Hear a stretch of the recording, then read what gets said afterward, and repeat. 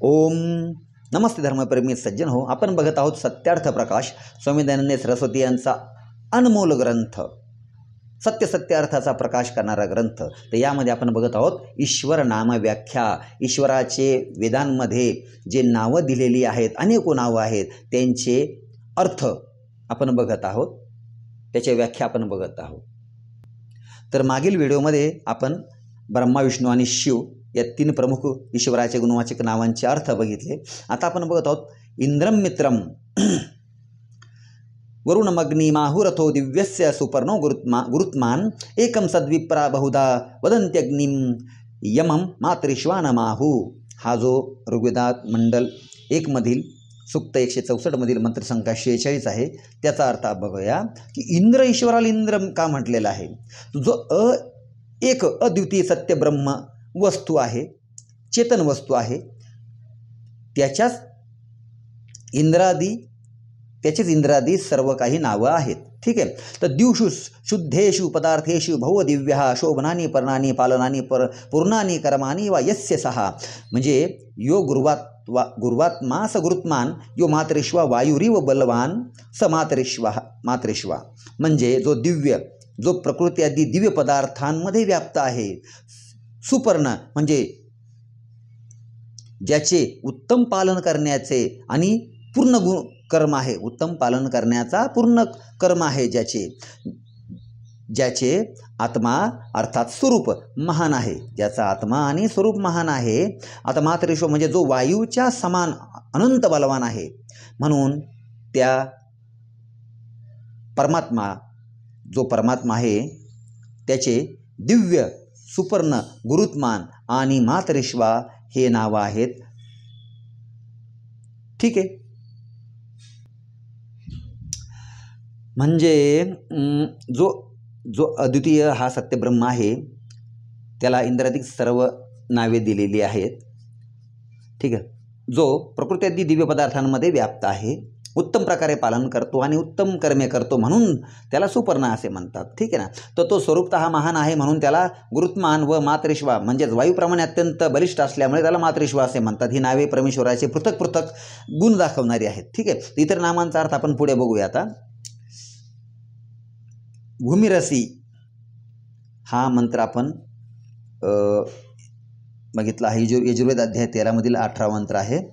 तर भूरसी भूमिरस्य दीतिरसी विश्वधाया विश्वस्य भुवनस्य धर्त्री पृथ्वीं यच्छ पृथ्वीं द्रुम्ह पृथ्वीं माहिंसिही. ठीक आहे. तर आपण याचा अर्थ बघूया की जिसमें सब भूत प्राणी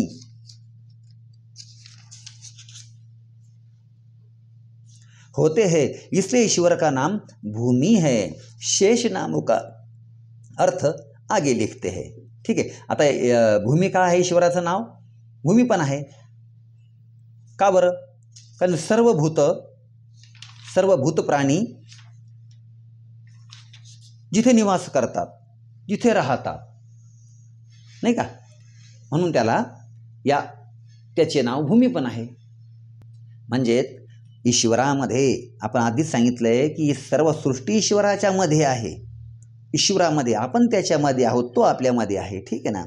तर परमेश्वरामध्ये सर्व भूते, सर्व प्राणी मात्र उत्पन्न होतात, म्हणून त्याला भूमी असे म्हणतात. आलं लक्षात. तर या मंत्रामधील आता पुढच्या नावांचा हे अर्थ बघू. इंद्रमन्हा, याचा हा आहे इंद्रमन्हा हा मंत्र. हा आहे सामवेद प्रपाठक 7 त्रिक 8 मंत्रसंख्या 2. काय? ओम इंद्रमन्नारोदसी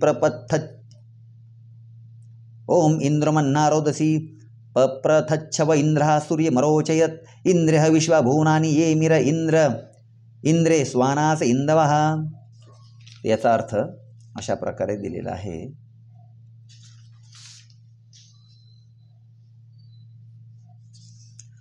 इस मंत्र में इंद्र परमेश्वर ही का नाम है, इसलिए यह प्रमाण लिखा है.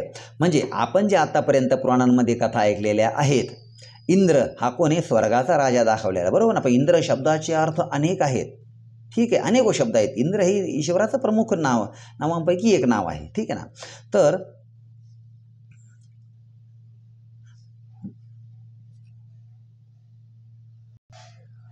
इंद्र हे परमेश्वराचे वाचक शब्द आहे. इंद्र हा जो आहे, हा जो शब्द आहे हा परमेश्वराचा वाचक शब्द आहे. ठीक है. आता प्राणाय जैसे प्राण के वश सब शरीर इंद्रिया होती है, वैसे परमेश्वर के वश में सब जगत रहता है.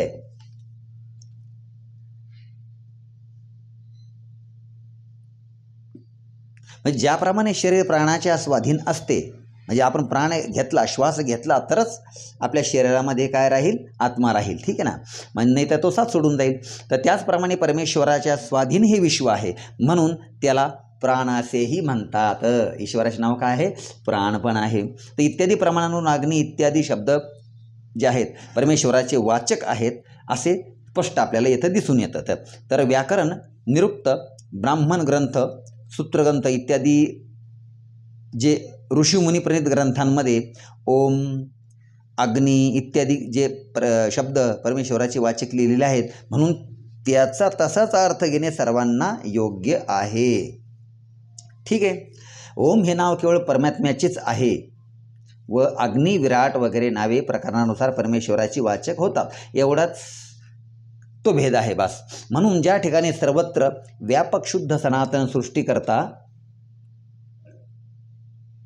इत्यादी विशेषणे जे लावली असतील व त्याची स्तुती, प्रार्थना आणि उपासना करावी म्हणून सांगितले असेल, त्या ठिकाणी अन्याधिक शब्दांनी परमेश्वर असा अर्थ समजावा.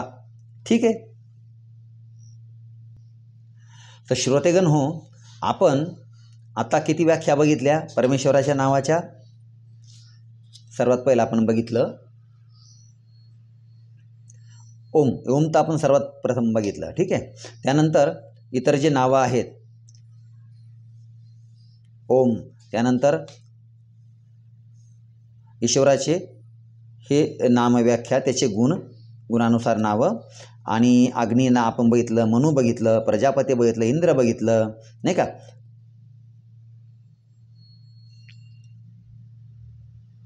त्यानंतर ब्रह्मा बघितलं, विष्णू बघितलं, रुद्र, शिव, काल हे नाव त्याचं का आहे, कालाग्नी का आहे, नाही का. त्यानंतर इंद्रम, मित्रम, सुपर्ण नाव बघितलं आपण, गुरुत्मान बघितलं, मातृशिवा बघितलं. ठीक आहे. त्यानंतर भूमी, आपण ईश्वराला भूमी असं नाव का आहे, ईश्वराचं नाव भूमी का आहे, कारण सर्व भूत जे आहेत त्याच्यामध्ये विद्यमान आहेत, तो सर्वांना जन्म घालतो, म्हणून त्याचे नाव काय आहे, भूमी आहे. ठीक आहे. श्रोतेगण हो, आता आपण इथपर्यंत बघितलेलं आहे. तर आपण आता यजुर्वेदातील अध्याय 31 मधील हा मंत्र आपण पुढल्या व्हिडिओत बघणार आहोत. ठीक आहे श्रोतेगण हो. तर आपलं चालू आहे ईश्वर नाम व्याख्या, ईश्वराचे नाव आणि त्याच्या व्याख्या वेदांनी काय काय दिलेले आहे. ठीक आहे श्रोतेगण हो. ओम नमस्ते.